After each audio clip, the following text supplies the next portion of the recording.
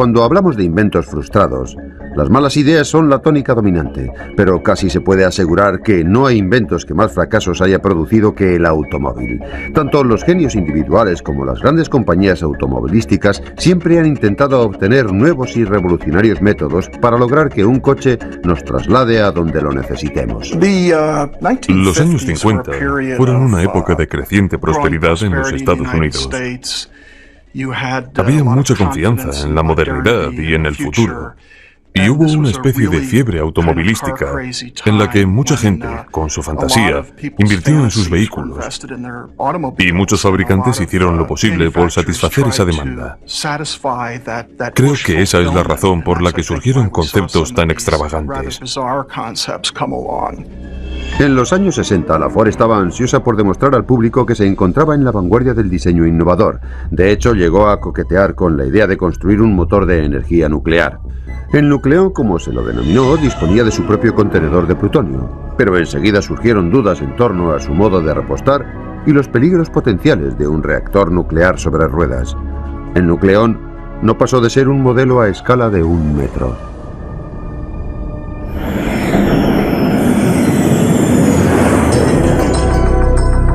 En 1954 se dio inicio a un experimento más serio. La Chrysler se embarcó en una odisea de casi 30 años para crear un coche cuyo motor se sustentara en la tecnología aeronáutica. Un coche con el sistema electrógeno de un motor a reacción.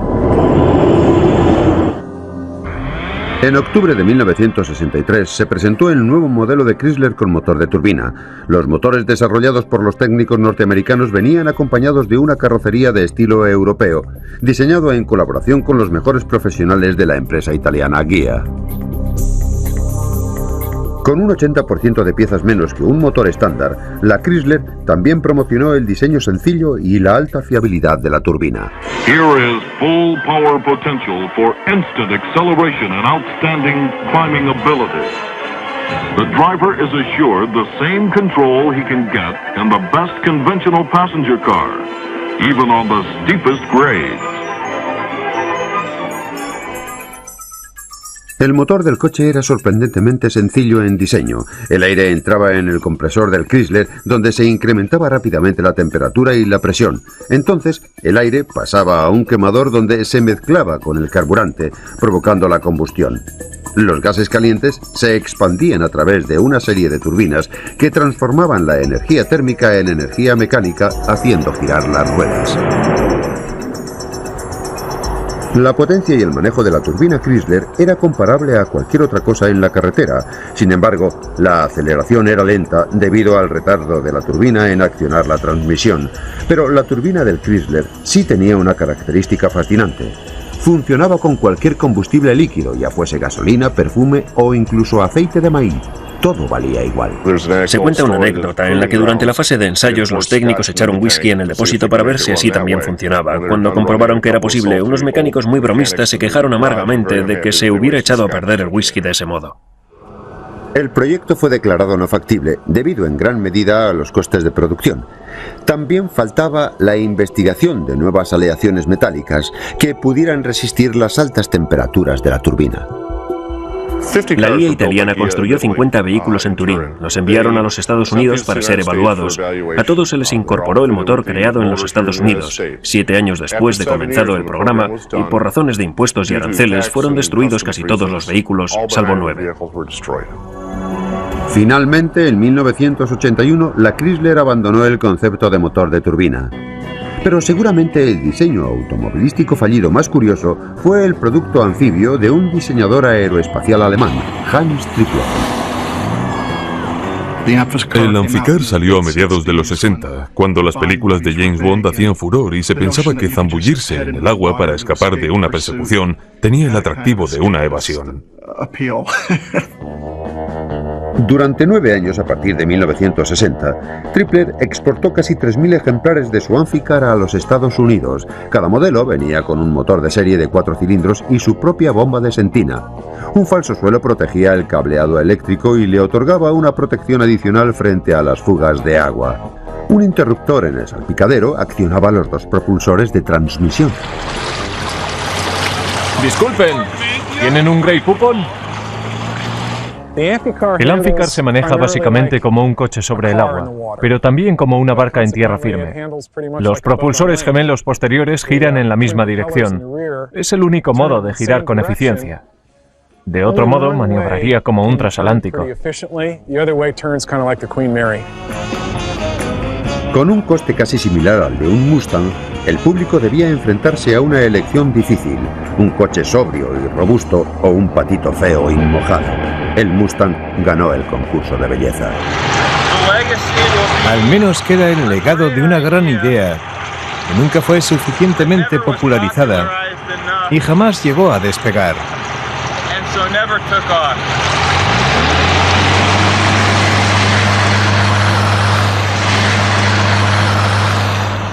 Pero los fracasos más sonoros de la industria del automóvil vinieron de la mano de grandes personalidades que perseguían el sueño de construir el vehículo perfecto. Un antiguo diseñador de la Ford, Preston Tucker, fue uno de aquellos soñadores. Su proyecto era a lo grande. Algunos lo calificaron de temerario. Quería montarse su propia empresa partiendo de cero. Ante todo, Preston Tucker era un vendedor. Y como buen vendedor, lo primero que hacía era venderse a sí mismo. Siempre estaba promocionando este tipo de ideas. Después de la guerra, cuando el mercado estaba en plena expansión, pensó que sería capaz de construir un automóvil.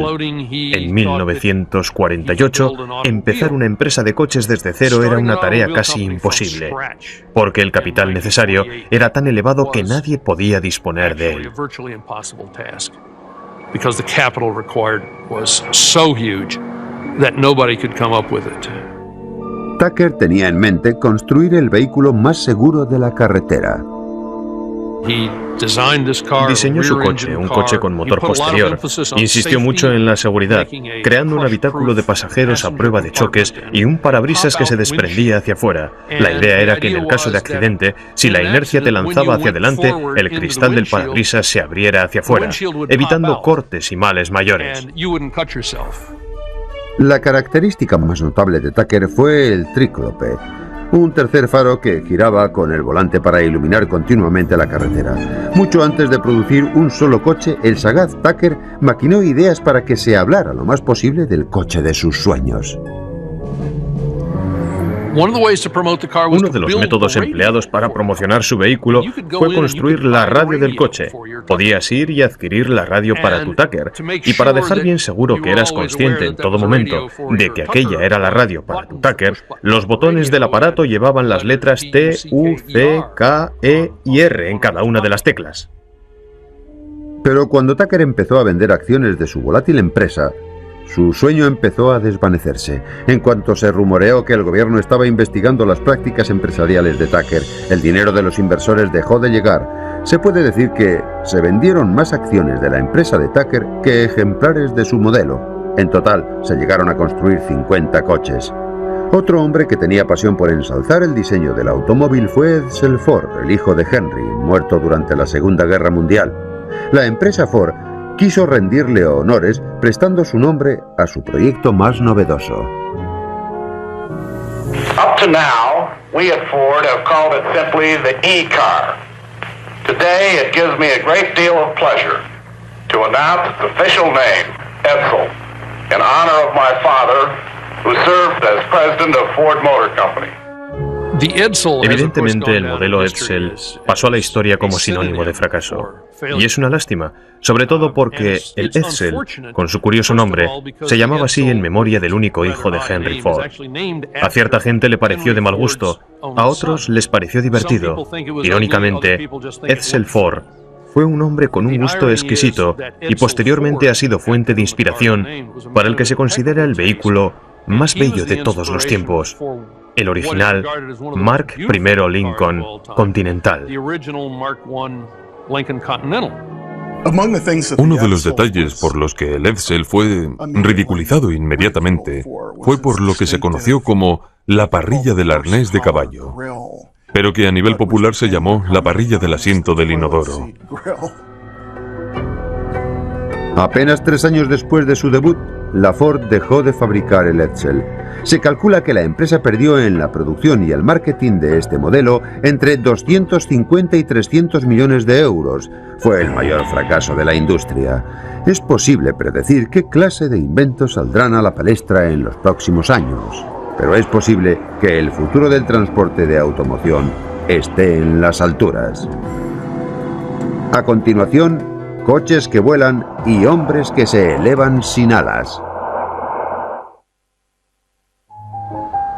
Los hermanos Wright construyeron el primer avión que funcionaba aquí, en su taller de bicicletas, en diciembre de 1903. Desde aquel día no se ha escatimado en intentos frustrados de inventar una máquina voladora diferente o incluso mejor. Keep your eye on the birdie. Cuckoo, cuckoo. Hacia mediados de siglo, el idilio de Norteamérica con el automóvil estaba en pleno apogeo, y casar el avión con el coche parecía una idea perfecta para trasladar a un mundo de almas aventureras. Creo que al inventor chiflado siempre le parece atractiva la idea de casar dos cosas que no pegan ni con cola. A lo largo de todos estos años, ha habido varios intentos de crear el coche volador. Hace poco alguien intentó construir un Pinto volador. Pero debido a su historial, en el que tantas veces ha estallado el depósito de combustible, crearía alarma. Desde 1917 se han concedido más de 75 patentes de coches voladores, pero tan solo uno, el Aerocar de Moulton Taylor de 1949, obtuvo un cierto reconocimiento. A Moulton Taylor le entraron ganas de construir un Aerocar porque pensaba que tras la Segunda Guerra Mundial había un gran número de pilotos y nuestras autopistas estaban muy congestionadas. Su intención era la de desarrollar un coche volador que aliviara en parte los enormes atascos en carretera. El coche volador implicaba una serie de obligaciones. El coche en sí no era muy bueno para el asfalto. No era lo bastante pesado para considerarse seguro. Al colocarle las alas, el resultado era un avión bastante chapucero. Tan solo la idea de que los conductores normales pudieran volar a su aire ya causaba alarma, sobre todo en las ciudades más grandes. Imagínese que los mismos tipos que le adelantan a 100 por hora en la autopista, le adelanten a 3.000 metros.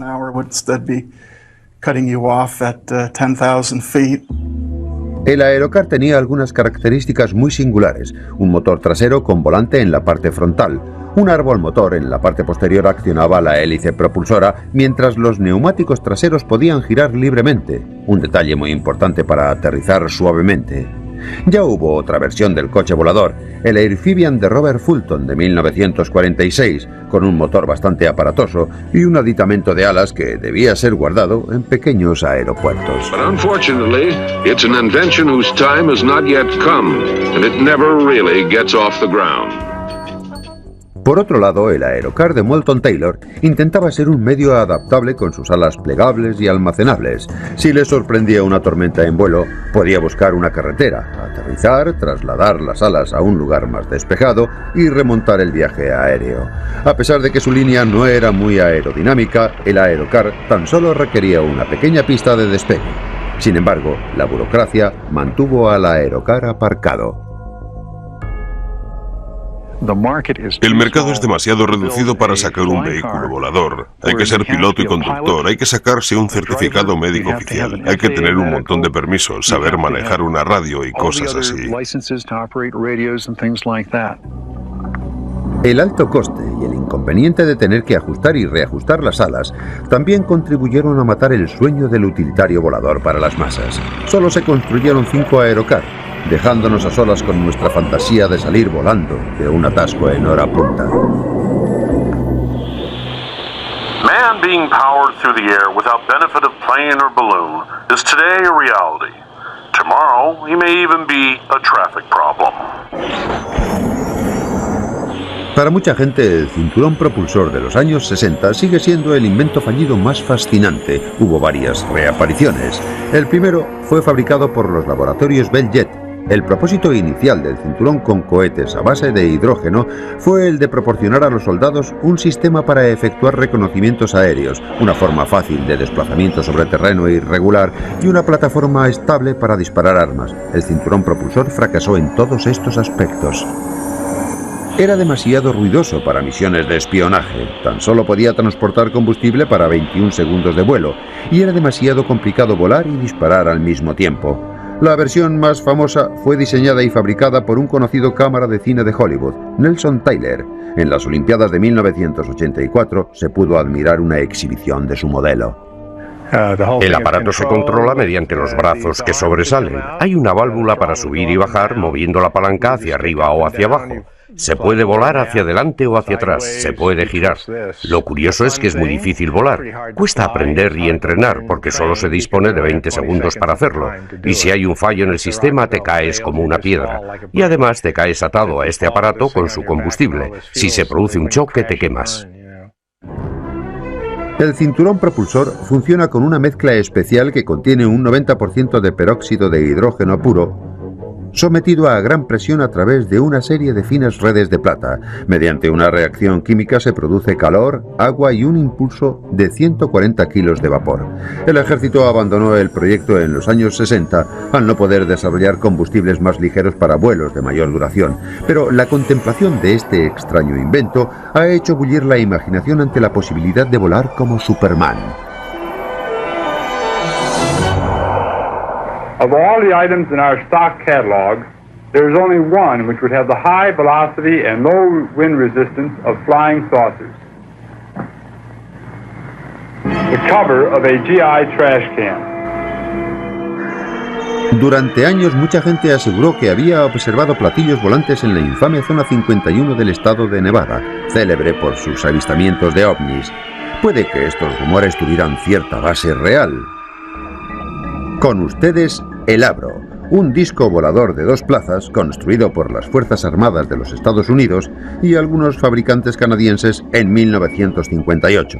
El ejército norteamericano intentó capitalizar la emergente tecnología de reacción invirtiendo casi 12 millones de euros en el futurista Avro. Pensado para surcar los cielos a más de 3.000 metros de altitud, las 3 turbinas generaban la fuerza de ascensión suficiente para transportar un piloto y un pasajero. Los 450 kilos de impulso del generador turbocontinental eran dirigidos mediante conductos internos para provocar un efecto aerodeslizante. El Avro también disponía de un sistema de ventilación lateral para proporcionar un control periférico adicional para evitar el vuelco. Los técnicos jamás consiguieron controlar completamente el Avro en vuelo libre. Tampoco lograron que se elevara a algo más de escasos centímetros y a duras penas podía cruzar pequeñas zanjas. Las esperanzas de las Fuerzas Armadas de hacerse con un vehículo todoterreno se desvanecieron. Los ovnis, los cohetes voladores y otros propulsados por los aires prácticamente han desaparecido por completo del escenario. Sin embargo, algunos de los más sonados fracasos han venido de la mano de otros con mucho más éxito. A continuación, Thomas Edison descubre que las casas de cemento no son lo que parecen. La mayoría de los inventos fallidos son producto de creadores anónimos, pero incluso las mentes más preclaras tienen malas ideas. Thomas Edison, Nikola Tesla y el futurista Buckminster Fuller también metieron la pata en sus exitosas carreras profesionales. Cualquiera que esté exprimiéndose el cerebro constantemente, poniéndose a prueba todo el rato, acabará pariendo ideas que sencillamente no funcionen. Nikola Tesla es recordado como el campeón de la corriente eléctrica alterna, de los rayos X y la comunicación sin hilos. Creó una central eléctrica en las cataratas del Niágara y en la época de los caballos y las calesas, Tesla fabricaba torpedos teledirigidos. Muchos temían que sus inventos provinieran de un lugar más siniestro. Se puede decir que Tesla era el inventor loco por excelencia de todos los tiempos. Se rumoreó que Tesla había sido contratado por el gobierno estadounidense para diseñar un rayo mortal poco antes de la Primera Guerra Mundial, generando más de 50 millones de voltios de electricidad. El rayo de energía superconcentrado habría sido lo bastante potente como para arrasar ciudades enteras, al menos en teoría. La idea parecía extravagante, pero con Tesla nunca se sabía. Era el tipo de persona que no se podía criticar demasiado a la ligera, porque había conseguido poner en práctica suficientes teorías de las suyas y gozaba de bastante credibilidad. Tesla había imaginado que un día los aviones no serían impulsados por motores, sino por rayos de energía emitidos desde torres a lo largo y ancho de los Estados Unidos. Los aviones recorrerían su trayecto guiados por pequeños receptores colocados en la parte inferior. Tesla llegó a construir una torre eléctrica gigante de casi 60 metros en Long Island, pero se quedó sin dinero antes de poder llevar a cabo los ensayos. Pese a haber conquistado las cataratas del Niágara, el talento de Tesla no era aplicable a su economía personal. Murió casi en la pobreza, incapaz de poner a prueba las innumerables ideas que diariamente apuntaba en sus cuadernos. Los investigadores todavía siguen escrutando sus anotaciones con la esperanza de descubrir alguna idea brillante. Incluso la gran mente inventora de Thomas Edison tuvo varios patinazos. El padre de la bombilla, el fonógrafo y el cine obtuvo la concesión de 400 patentes en un fructífero período de 80 años, desde 1979 hasta 1986. Pero tras cumplir 40 años, las cosas se torcieron para el mago de Menlo Park. Thomas Edison llegó a Menlo Park en 1876, cuando tenía unos 29 años. En aquella época despunta como inventor, creador e innovador. Todo lo que toca resulta increíble. Se puede decir que entre los 25 y 40 años era como el rey Midas. Lo que tocaba lo convertía no en oro, sino en platino. Sin embargo, posteriormente hay una línea de inflexión. De pronto todo lo que emprende ya no tiene tanto éxito, y a medida que pasa el tiempo es peor. Y en sus últimos años pasa del oro, digamos que a la hojalata. Uno de los fracasos más extravagantes de Edison está relacionado con la manipulación de la energía eléctrica para fabricar un aparato de comunicación con el más allá. Tras la masacre de la Primera Guerra Mundial, Edison pensó que las familias podrían estar interesadas en contactar con sus seres queridos fallecidos. Entre sus teorías estaba la creencia de que había una fuente invisible de energía eléctrica que podía establecer una comunicación entre los supervivientes y los muertos. Hasta el día de hoy no ha habido respuesta a las llamadas de Edison. Otro de los inventos fallidos de Edison fue la muñeca habladora, una idea que resultó estar adelantada a la tecnología de su tiempo. Edison inventó el fonógrafo en 1877. En el 79 decidió hacer una muñeca parlante. Importó las cabezas de Alemania porque eran las de mejor calidad. Dentro del cuerpo de las muñecas había puesto un pequeño motor de fonógrafo que funcionaba a mano y un pequeño disco de cera extraíble. En total había 7 u 8 canciones diferentes que se podían comprar aparte para colocar en el interior de la muñeca, y los niños hacían funcionar la muñeca. Pero en aquella época era muy complicado poner en marcha su fonógrafo. En primer lugar, había que mantener una velocidad constante y había que desmontar todo el motor para cambiar de disco.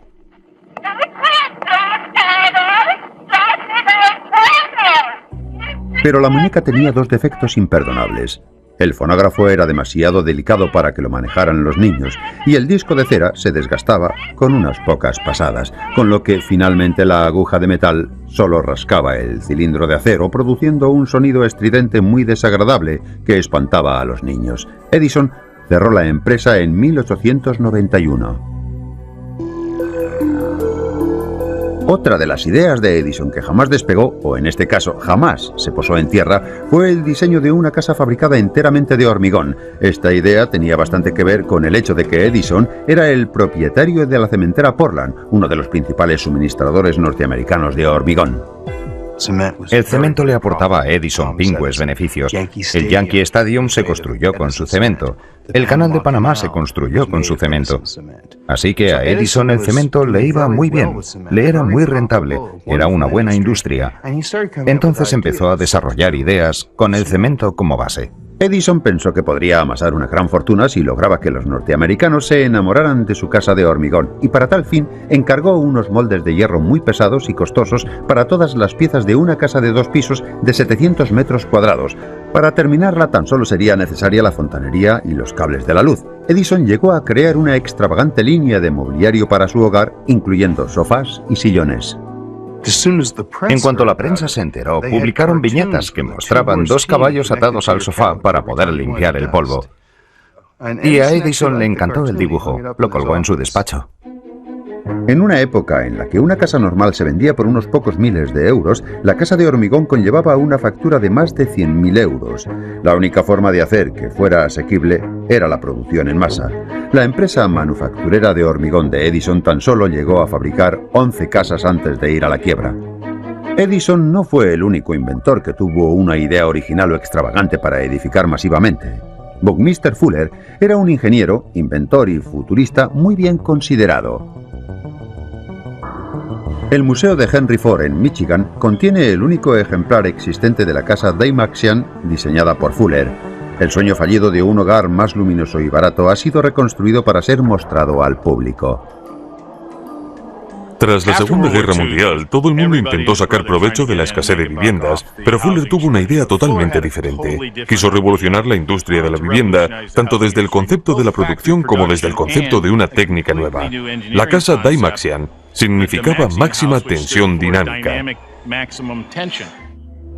Al contrario de la mayoría de las casas que se asientan sobre una base, Fuller pensó que ciertos materiales funcionaban mejor en tensión. Toda la casa estaba suspendida de unos cables que cuelgan de un mástil central, como si fuera un paraguas.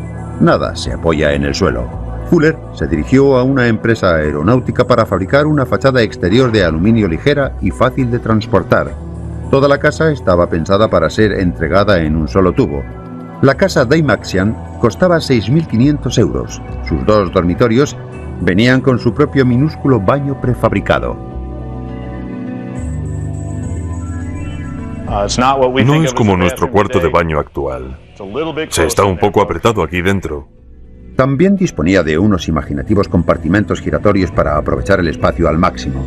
Al igual que la posterior casa geodésica de Fuller, la Dymaxion fracasó en parte por ser tan diferente. Su planta y su distribución única impedía añadir nuevas estancias para las familias que iban creciendo.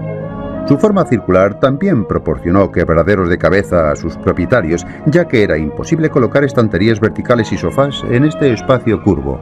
Al igual que otros muchos inventos, es posible que la casa de Fuller fracasara por estar un poco adelantada a su tiempo. Mientras que algunos inventos frustrados intentaban hacer la vida más fácil, otros llegaron a destrozarla. A continuación, una botella que deja con la boca abierta. En el campo de la medicina, se han producido la mayor parte de los inventos fallidos. Bob McCoy ha reunido una colección de más de 250.000 artilugios extraños en su Museo de Aparatos Médicos Dudosos de Minneapolis. En 1898, el descubrimiento del elemento radiactivo radio generó una plétora de inventos médicos mortales. La gente se pregunta por qué hay tantos inventos con el radio. Yo pienso que es porque se hizo muy popular a comienzos del siglo XX. Daba una cierta sensación de vitalidad y energía. No solo se vendían productos con radio pensando que aportaban salud, sino que también estaban relacionados con la sexualidad. Hacían productos radioactivos que convertían a cualquier hombre débil y achacoso en un atleta. Ponían a secar testículos de jabalí y los hacían radioactivos para mejorar la capacidad amatoria. Incluso fabricaban supositorios radioactivos para hombres y mujeres. Se vendía toda una línea de productos absurdos como esta.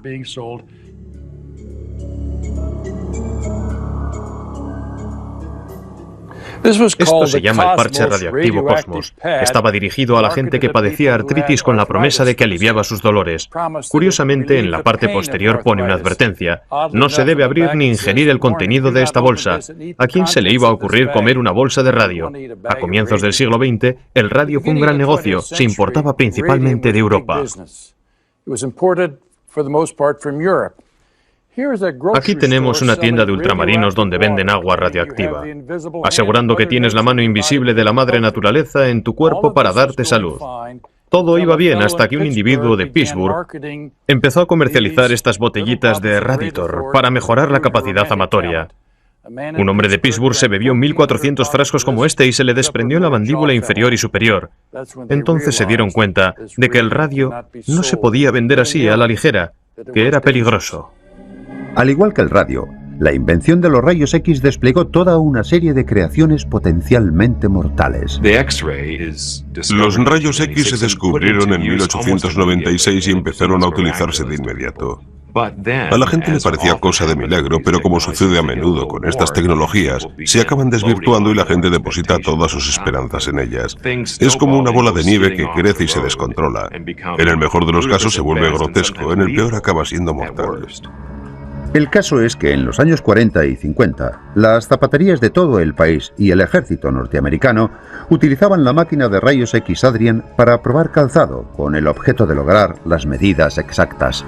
Lo atractivo era ver tus propios dedos jugueteando dentro de tus zapatos y decir, «Oh, son mis pies», y comprobar si tus zapatos eran demasiado estrechos, o cortos, o anchos, o demasiado largos. La empresa de Milwaukee fabricó unas 10.000 unidades, y a pesar de que estaban recubiertas de plomo, no había protección de plomo alrededor de los orificios donde se colocaba el pie o en los visores. Tenía 3 aberturas, una para el cliente, otra para el vendedor y otra para los padres en caso de que estuvieran comprando calzado para sus hijos. La cantidad de rayos X que se fogaba era alarmante. Y como aficionado a los cómics, me sorprende mucho que el vendedor de calzado no acabara teniendo superpoderes como resultado de este bombardeo de radiación, de todos los rayos que debían soportar los que trabajaban en las tiendas. Una vez confirmada la fuga de radiación en 1950, el gobierno ordenó la destrucción de estas máquinas. La llegada de la electricidad a los hogares generó una cascada de nuevos aparatos médicos, de los cuales ninguno era más dudoso que este calentador de próstata. Fue patentado en 1918. Presuntamente sirve para excitar el cerebro abdominal del hombre. ¿Sabían que el hombre tiene cerebro abdominal? Según la Oficina de Patentes de los Estados Unidos, sí. La potencia de los vatios de esta bombilla controla el calor. Esta es una bombilla de 25 vatios y no calienta mucho. De hecho, no hacía nada.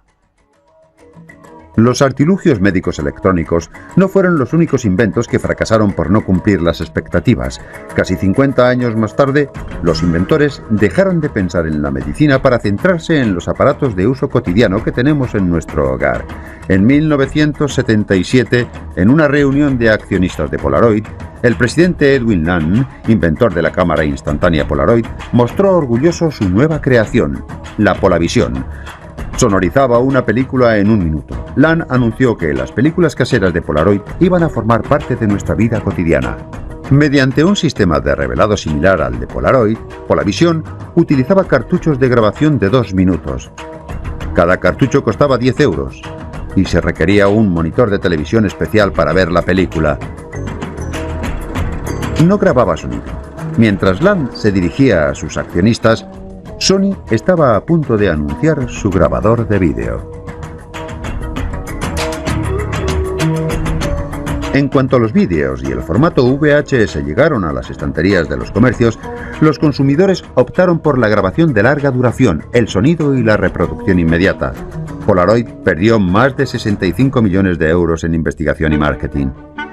Mientras el sistema VHS de Sony condenaba a Polavisión al ostracismo, la Sociedad de Inventos No Útiles empezó a acoger los recientes fracasos. Un invento no inútil es algo inútil en el sentido de que no funciona. No es el tipo de invento que te hace la vida necesariamente más fácil, pero no es completamente inútil. Es casi útil o es no inútil porque divierte a la gente. Este es el sombrero del marido fiel. La idea es que la señora se lo regale a su marido o novio con el fin de que no se fijen las jovencitas atractivas mientras pasea por el parque. Es decir, lleva constantemente una foto de su esposa e hijos para recordarle sus compromisos afectivos. Esto es un recargador de pilas. El propósito es el de recargar una de tus pilas gastadas empleando 12 pilas nuevas. Funciona de verdad, pero también acorta la vida de estas 12 pilas nuevas. Así que harán falta otras 144 pilas para a su vez recargar estas. Esta es una camiseta para rascar la espalda. Si tienes ese problema, le vas indicando a tu pareja que rasque más arriba o abajo, a la derecha o a la izquierda, o simplemente tal vez sea más eficaz decir, ¿me rascas por favor F3? ¡Oh, qué bien, qué bien! Los inventos no inútiles son un modo de celebrar el hecho de que el fracaso es tan importante como el éxito para el desarrollo de la tecnología del futuro. Y actualmente, con toda la tecnología que tenemos en el siglo XXI, nos basamos tanto en fracasos como en éxitos del pasado. Un buen número de inventos frustrados ha influido sobre los objetos útiles y necesarios de nuestra vida cotidiana. A continuación, visiones fallidas de nuestro estilo de vida futuro. La mayoría de los inventos frustrados están relacionados con los objetos de uso cotidiano, la comida que consumimos, la ropa que vestimos, los aparatos que hay por casa y, como bien descubrió Buckminster Fuller, nuestros propios hogares. Ann Arbor, el nuevo centro de investigación de nuevos productos en Michigan, parece un supermercado, pero no lo es. Es un lugar donde los productos que no han tenido éxito vienen a morir. Hasta la fecha, más de 80.000 unidades han llegado aquí para descansar en paz. Cada año, más de 30.000 productos nuevos llegan a las estanterías y cada año, más del 90% fracasan. Una propuesta cara, ya que el lanzamiento de productos de supermercado como estos puede llegar a costar entre 20 y 50 millones de euros. Robert McMath creó este lugar en 1981 para ayudar a los fabricantes a lanzar nuevos productos. Una de las cosas que representa esta colección es el hecho de aprender lecciones del pasado. Y se trata de lecciones muy positivas. Hay que aprender tanto de los errores como de los éxitos. Queremos pensar que ofrecemos una seguridad para el éxito. Mal empaquetado, malos nombres y simplemente malas ideas pueden ser mortales para el concepto. Este es un producto interesante, es salsa de barbacoa. Era una salsa muy rica que se aplicaba con aerosol. Siempre me pareció una buena idea. El problema es que el envase es demasiado alto, incluso aunque no le pongas el spray. No cabe en una estantería normal, no se puede colocar en el supermercado, hay que ponerlo en las baldas superiores. Tampoco cabe dentro del frigorífico. Avert es un gran concepto, pero por desgracia lo denominaron toallitas virucidas, y eso echó atrás a la gente. Le suena a homicida o algo por el estilo, y no tenían muy claro lo que podían ser las toallitas virucidas. Este es otro producto interesante. Es una barra que contiene un producto a base de huevos revueltos. Se empuja hacia arriba y se puede ir comiendo. Es un producto muy útil, por ejemplo, para comer en el coche. El problema es que si no se maneja bien se desmorona y la gente se quejaba de que en el coche los huevos revueltos se les caían en el regazo. En los años 80 hubo una verdadera fiebre por la salud a nivel mundial. Un gran número de productos limpios ocuparon las estanterías de los supermercados, entre ellos uno de los fracasos comerciales más sonados de todos los tiempos. La idea consistía en un cigarrillo sin humo que no implicara quemar tabaco. Se empleaba un elemento que reproducía el sabor del tabaco dentro de la boca a través de un tubo de plástico. El aparato era bastante difícil de encender, y luego decían que si aspirabas el aire, podías acabar herniado. El sabor era comparable al de una lechuga quemada. Incluso el presidente de la tabacalera Reynolds admitió que el Premier sabía a rayos. Para muchos, la llegada del Premier era como una confesión tácita de los ejecutivos de la Reynolds. Las compañías tabacaleras no querían admitir que sus cigarrillos eran peligrosos para la salud. Se les ocurrió describir este producto como una experiencia limpia para el fumador, pero al mismo tiempo se resistían a reconocer que sus otras marcas eran sucias o nocivas. Sin humo que expulsar, ni cenizas que sacudir, el cigarrillo Premier privaba a los fumadores de una buena parte del ritual. El escaso interés de los consumidores pronto dio al traste con la idea. A la Reynolds esto le costó más de 300 millones de euros en investigación y marketing. Los inventos frustrados no han afectado solamente a la comida que consumimos, han tocado todos los aspectos de nuestra vida cotidiana, hasta la ropa que nos ponemos. Se ha confeccionado ropa con lava. Volcanic eruptions may one day become the source of a whole line of earthy fashions. Incluso han sacado nuevos estilos directamente de la granja. Would you believe this transparent raincoat made in 1955 came from surplus fat from pork chops? Pero la palma se la llevó el vestido de papel. El vestido de papel es uno de aquellos fenómenos tan singulares de los años 60. Describe muy a las claras la despreocupación de la época gogo.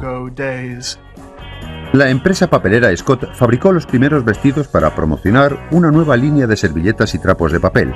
Las manchas se eliminaban simplemente borrándolas o cortándolas. Finalmente, el vestido de papel dejó de ser apreciado porque a las mujeres no les terminaba de convencer su corte y caída, aparte del hecho de ser talla única.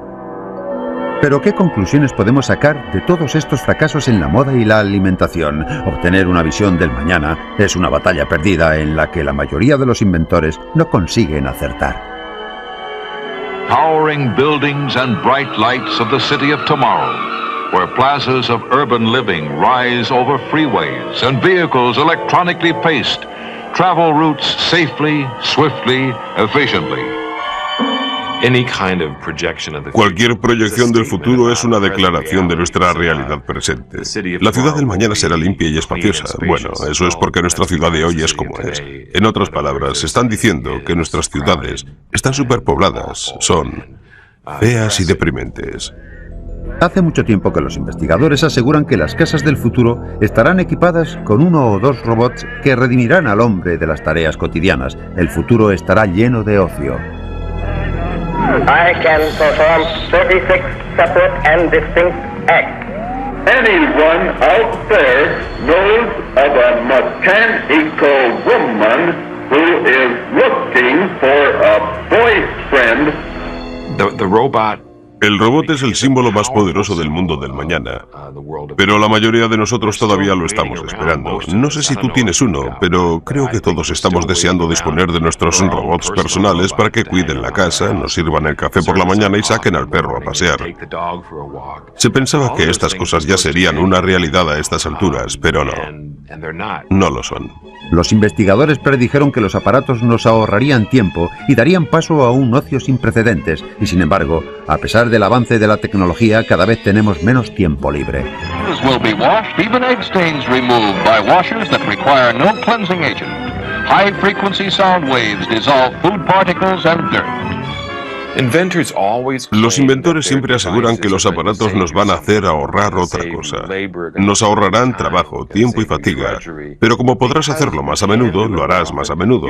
De esta forma no conseguirás ahorrar tiempo. En este sentido, incluso los inventos de éxito pueden ser considerados un fracaso porque a la postre no te han ahorrado nada. Las grandes empresas a menudo utilizan la casa del futuro como gancho al convertirse en depósito de aparatos mecánicos.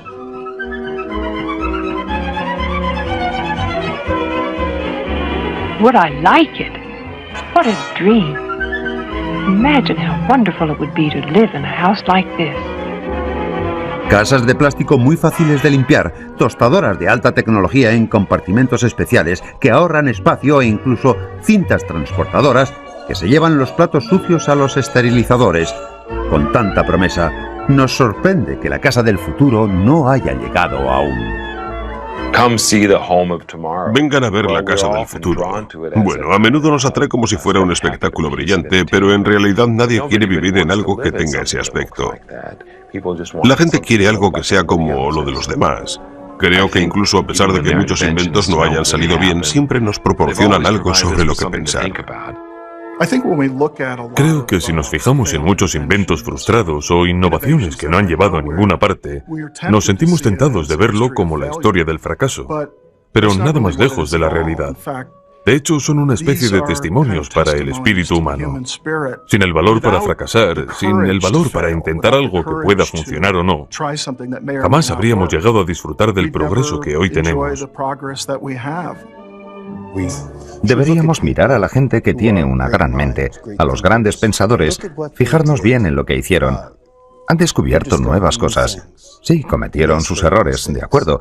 Algunas ideas fueron realmente malas, pero muchas de esas malas ideas han puesto a otros grandes inventores tras la pista de buenas ideas.